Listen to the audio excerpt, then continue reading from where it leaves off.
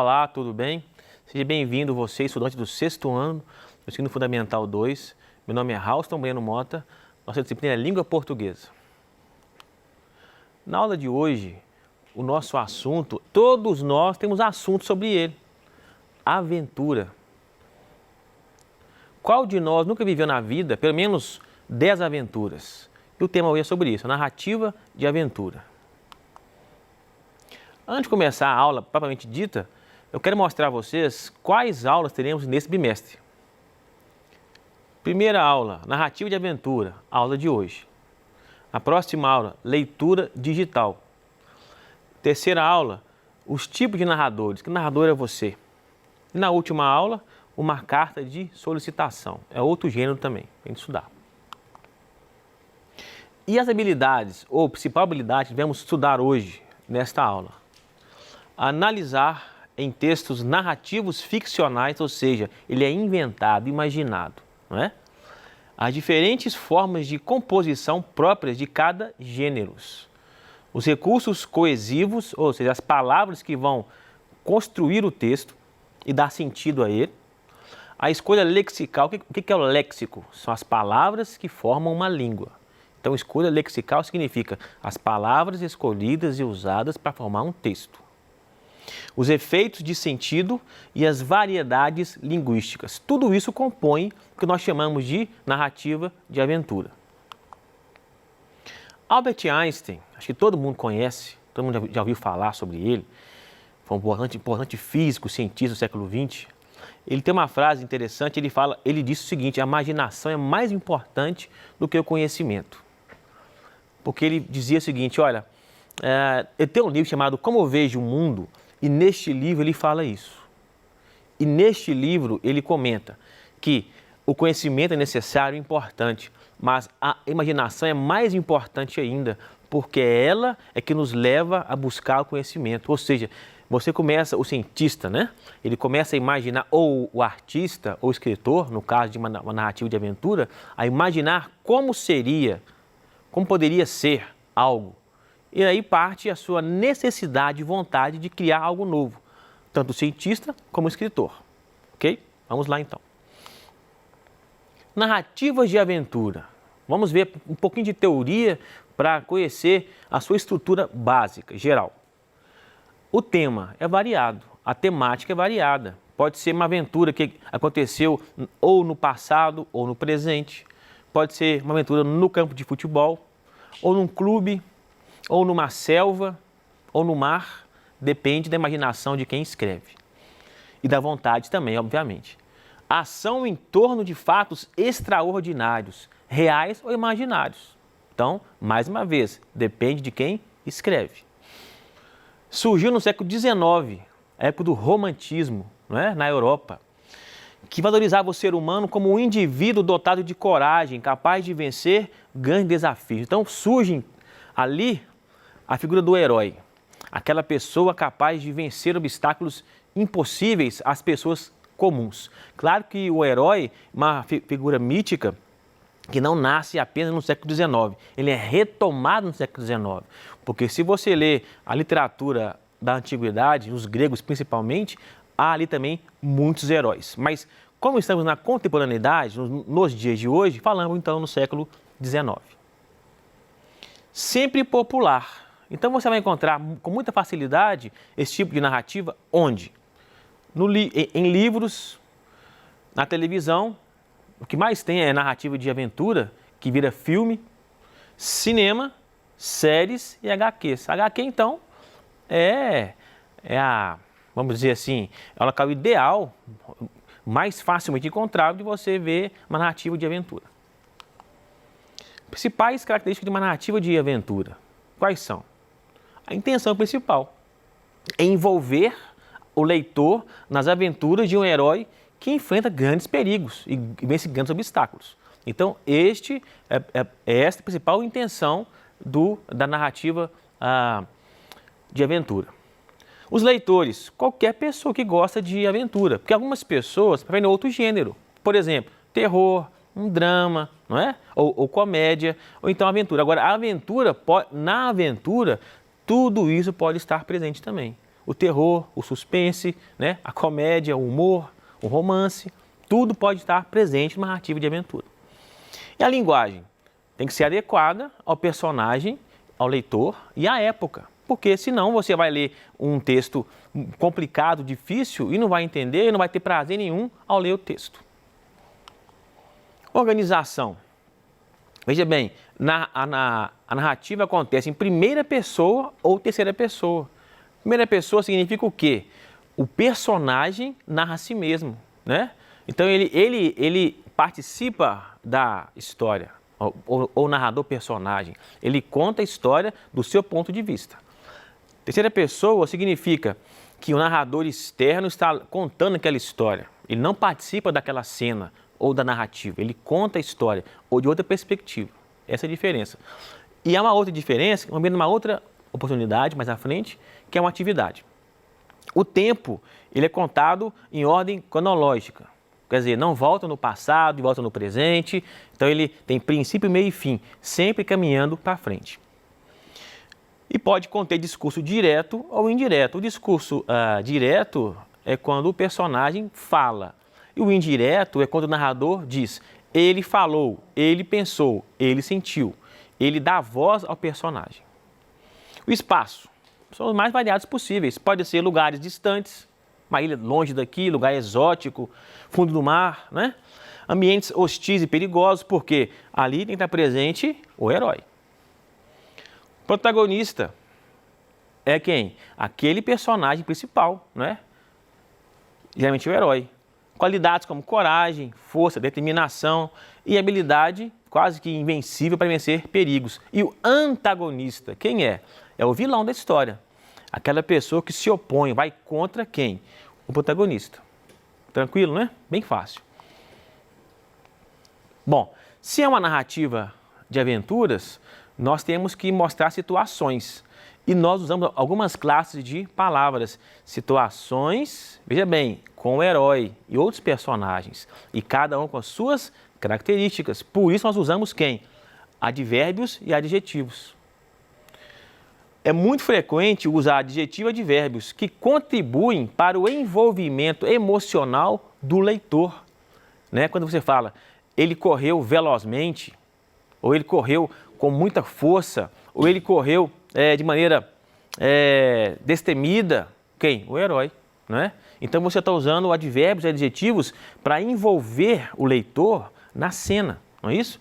Transportando para aquele momento do acontecido para você entrar na narrativa e se sentisse o próprio personagem daquela história. A intenção é essa. Por isso, advérbios modificando o verbo e adjetivos qualificando o substantivo. São as pessoas que participam da história, os personagens. Só um instante, por favor.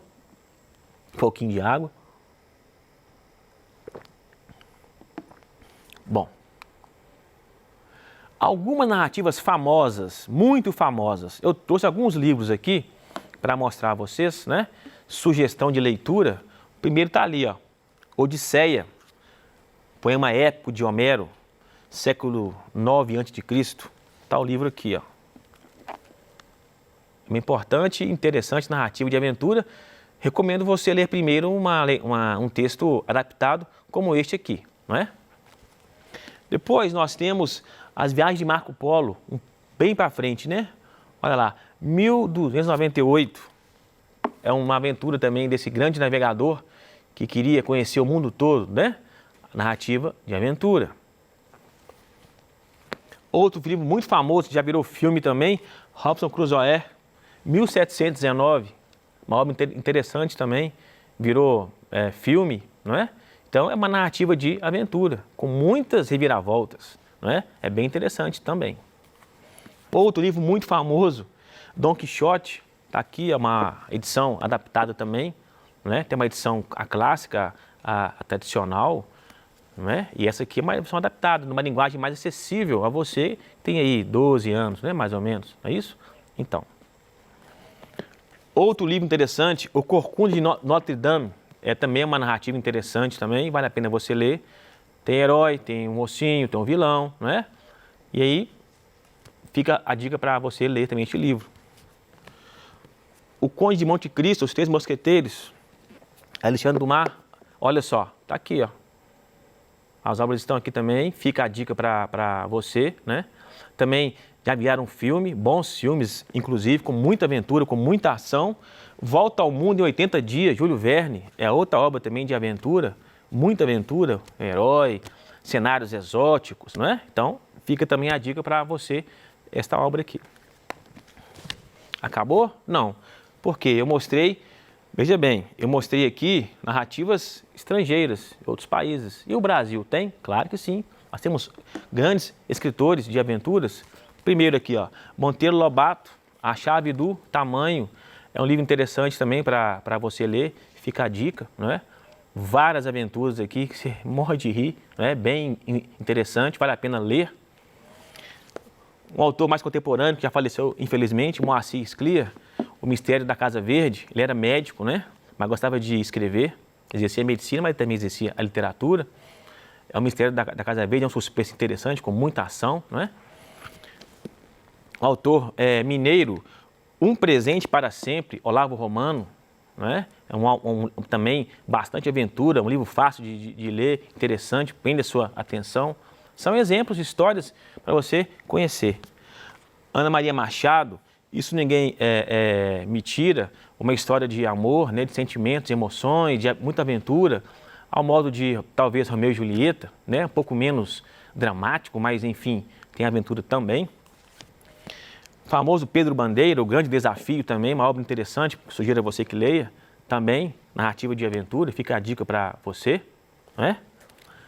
Max Rebelo, a Estrela Sobe, também fica a dica para você, a história dessa moça que vai para a cidade grande em busca de uma vida melhor, fica a dica também para você um dia ler. E por último, um dos que eu mais gosto, um autor mineiro também, Bartolomeu Campos de Queiroz, Faca Afiada, um livro fininho, fácil de ler, você lê 1 hora no máximo, ou até menos, né? E é um livro interessante também de aventuras. Então, eu trouxe aqui alguns livros, há milhares e milhares, né? Alguns livros de autores nacionais e estrangeiros. E as viagens de Gulliver? Não trouxe aqui, mas é um livro interessante também, né? E desse autor, Jonas Swift, nasceu em Dublin, na Irlanda, então sob o domínio do inglês, a Irlanda. Olha só, um país dominando o outro. Jonas Swift era um crítico da sociedade da sua época. Ele criticava o que acontecia naquela sociedade, não é? E ficou conhecido pela ironia, ele era muito irônico. Então ele gostava de, vamos dizer assim, espetar alguém com a ironia dele, mostrar algo errado que incomodava a ele e a mais pessoas. Porque ele denunciava os poderosos, não é? Olha só, aquelas pessoas que têm muito poder e nem sempre fazem o bem. Então ele fazia essa crítica aí e ele teve muito problema porque ele criticava e era perseguido, né? Geralmente acontece isso. O que acontece nessa história, as viagens de Gulliver, também virou filme. Olha só, aqui é o enredo, né? O protagonista deixa sua família para desbravar novas terras. Olha só, outro lugar. Encontra lugares com habitantes bem diferentes, desde seres pequeninos até gigantes. Se você nunca leu o livro ou nunca viu o filme, vale a pena. O livro, apesar de focar muitas aventuras, não tinha somente ou tão somente a intenção de entreter o leitor, fazer rir ou comédia. Não. Essa aventura tem um pano de fundo diferente, tem uma outra intenção. Qual é? Olha só. Criticar determinados aspectos da sociedade britânica naquela época, alguns valores. Quais valores? Quais situações? Vamos ver já já. Ele usava ironia, né? Você lembra que eu te falei? A ironia? Olha só. É um meio de expressão pelo qual se afirma o contrário daquilo que você diz, né? E mostra uma situação de contraste. Oposição de ideias ou de situações provoca humor, mas também nos leva a pensar sobre algo. Ironia faz isso. Quando ocorrem trechos delimitados em uma afirmação ou comentário, é uma figura de linguagem. Então, mais para frente, daqui a 1 ano, 2 anos, você vai estudar figuras de linguagem e aprender mais sobre isso. Por hora é só isso mesmo. A ironia é quando você diz uma coisa para falar de outra coisa, certo? Onde está a ironia no livro As Viagens de Gulliver, de Swift? Olha só, vamos ler um trecho aqui. Ele conversa, o Gulliver, o personagem principal, com o professor que o acompanha. Olha o diálogo. E por que a ilha ia ser destruída? Ele pergunta. Olha a resposta. Porque o povo de lá exigia coisas sem sentido do rei. Queriam, por exemplo, escolher seu próprio governador. Tem uma ironia ali. Qual que é a ironia? Olha, escolher um governador, um presidente, algum político para nos representar é um direito nosso. É um direito de cidadania. Então, ele fala, coisa sem sentido do rei. Como assim? Como assim sem sentido? Faz todo sentido. Votar, eleger, escolher o representante. A ironia está ali. Quer dizer, para o rei, aquilo ali era um absurdo escolher um representante. Eles queriam isso, o povo queria isso. Olha a ironia. Para mostrar um regime, um regime não, né? Uma outra palavra. Para mostrar uma condição política que não dava liberdade às pessoas. É a ironia dele. Então, nesta aventura, que faz rir, mas faz pensar também, há um trecho em que aparece isso. Olha, o romance pode ser escrito em primeira ou terceira pessoa. Nas viagens de Gulliver, é em primeira pessoa. Por quê? Para aproximar o leitor dos sentimentos do personagem. Haver essa simpatia ou empatia entre eles. Empatia é se colocar no lugar do outro, né? Então a empatia é isso, você simpatizar com alguém e, se possível, se colocar no lugar dessa pessoa. Vamos lá então. Olha só, outros trechos. Confesso que fiquei apavorado. Outro exemplo. Fiquei curioso, fiquei espantado. Primeira pessoa, né? Todas me deixaram um pouco angustiado. Que efeito a escolha desse foco narrativo, primeira pessoa, produz na narrativa de aventura? Olha, quando narra em primeira pessoa, você está sentindo na pele, vamos dizer assim, as emoções, sentimentos, sensações do próprio narrador ou do personagem.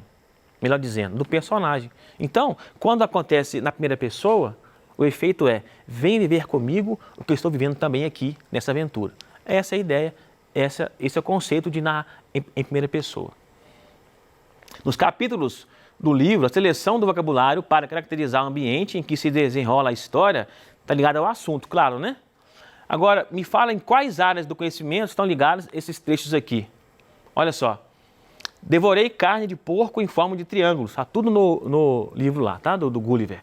Frangos parecendo losangos, suflês redondos e pão cortado em fatias quadradas, retangulares e pentagonais. Olha só, pentagonais, quadradas, triângulos, redondos, retangulares, ao campo da matemática, né? Outro exemplo aqui. Outro mais ousado queria abolir a própria língua, eliminar a língua, ou seja, a gramática, a linguagem. Tá vendo? Então ele cria esses mecanismos para mostrar a você que a narrativa está trazendo para perto dela ou de si mesma o leitor. Outro exemplo aqui. Avistei um arquipélago ao sul e remei 1 hora até alcançar a primeira ilha. Lá encontrei alguns ovos de pássaro que mataram a minha fome e um pequeno riacho onde bebi enormes goles de água. Qual é a função dos termos destacados? Ao sul, lá e onde? Indicar uma localização. Advérbios, vamos dizer, de lugar. Lembra que eu falei com vocês? Advérbios e adjetivos? Advérbio de lugar. Ou seja, mostrar onde se passava aquela aventura. Bom, então chegamos ao fim da aula de hoje, né? Nós vimos a narrativa de aventura, algumas histórias, alguns exemplos, né? Alguns livros, como que ela se constitui, primeiro a narrativa em primeira pessoa, para aproximar o leitor da própria história, viver os sentimentos do próprio personagem, não é isso? É o que nós vimos hoje. Narrativa de aventura, a origem dela, características, tipos de narrador, discurso direto e indireto, adjetivos e advérbios, efeitos de sentido criados na narrativa de aventura. Vimos tudo isso hoje, né, com vários exemplos que nós vimos aqui. E na próxima aula nós vamos estudar leitura digital, que é um tema contemporâneo, não é isso? Bom, aqui estão as referências, né? E eu quero desejar a você uma ótima semana. Continue estudando, continue lendo, não é? Para aprender mais, para saber mais e que você viva aventuras saudáveis. Um abraço, até a próxima.